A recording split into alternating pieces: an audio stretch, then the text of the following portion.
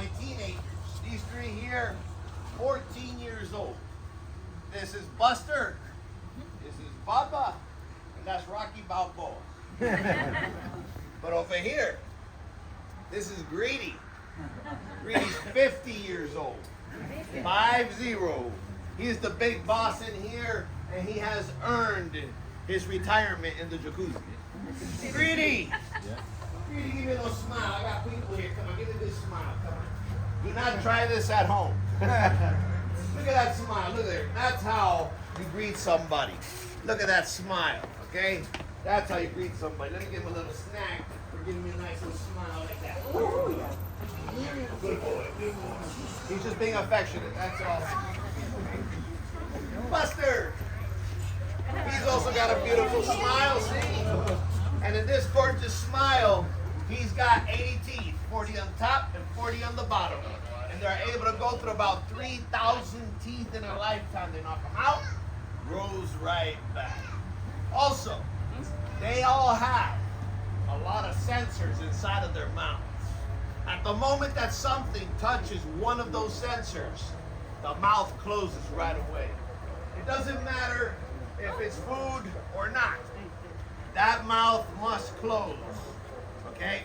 And that works out pretty good for them because sometimes they'll be sleeping with their mouth open, something comes along, jumps inside the mouth closes, eyes open up, they got breakfast. It's good to be an alligator. So I'm gonna try my best now to demonstrate to you how it is that those sensors work with this stick right here.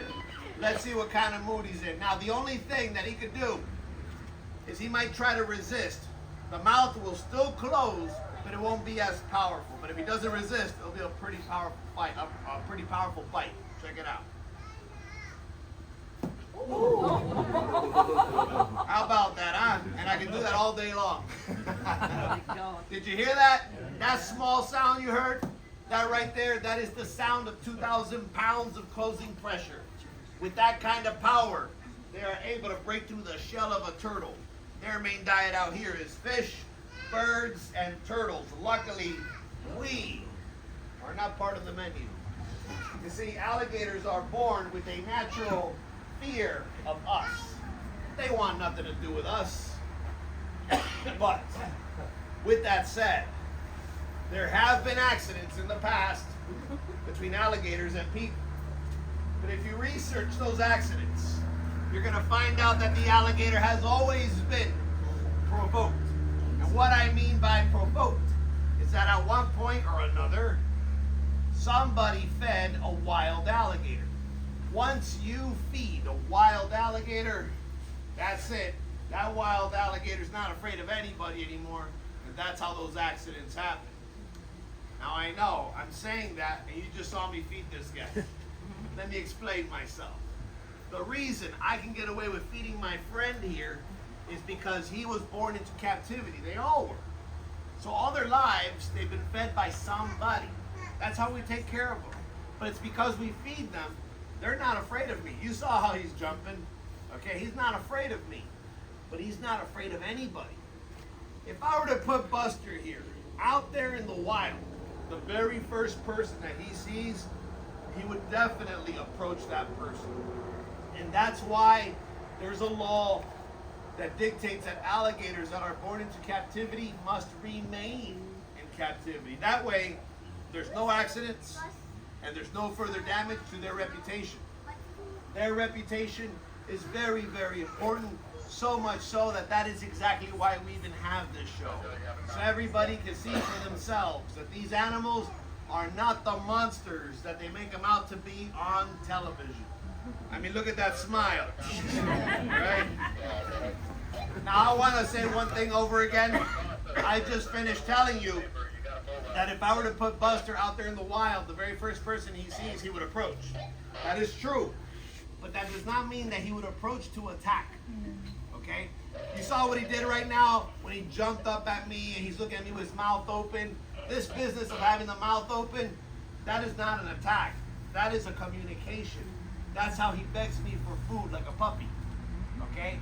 Now, if he absolutely wanted to attack me, trust me, he could. He's got the power and he's got the speed.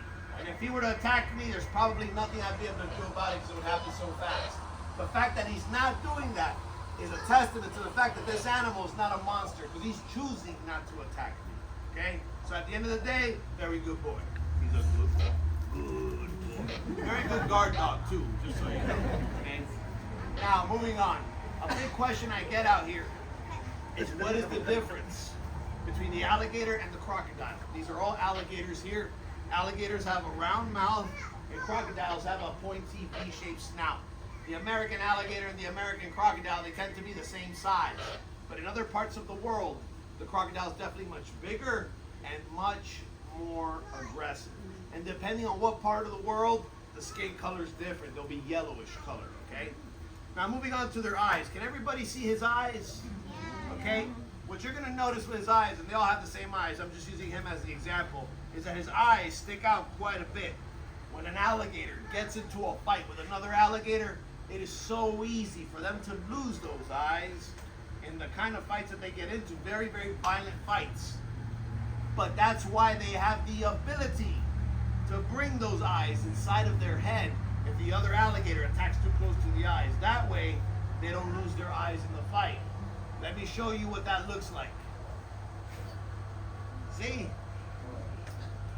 It's disgusting, I know.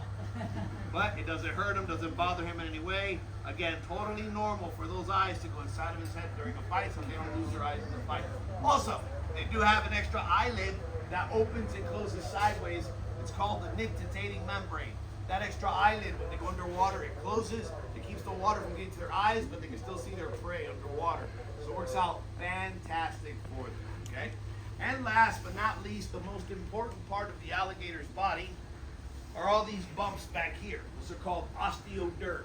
And the reason that the osteoderms are so important for them is because that's the part of their body that acts like a solar panel. A lot of times you see these animals just laying around under the sun, as you can see here. And what they're doing is generating body heat. They need to reach a body heat of 65 degrees or higher in order to digest their food. So if they eat something and they do not reach a 65 degrees or higher, the food will stay in their belly, it will rot, and it can make them very, very sick. And that's why that part of their body is so important for them. Well, this is the part where you get an opportunity to take a picture with an alligator. Don't worry, it's not going to be one of these. It's going to be a little guy. His name is Snappy. Never mind the name. So what we offer is a pose called face-off. And in face-off, I bring Snappy this close to your face. And you take a picture from the side and voila, you got a face-off picture. And we do ask for $5 a person for anybody that wants to take that picture with Snappy. And that goes towards the caretaking of all the alligators that we have here in the park. So what I'm going to do now is I'm going to go get Snappy and I'm going to find a good spot out there so we have a nice background for your picture, okay? Now, for those of you that do not want to take the picture with Snappy, that is perfectly fine. You just keep on going, pass me by, and you will see the rest of the park. We got more alligators, more crocodiles for you guys to see back there. And for those of you that do want to take the picture, all you got to do is when I stop, hang out with me, and we'll get that picture done, okay? So, guys, thank you very much for coming out here. Enjoy your vacation. Okay? Right over here. I'll meet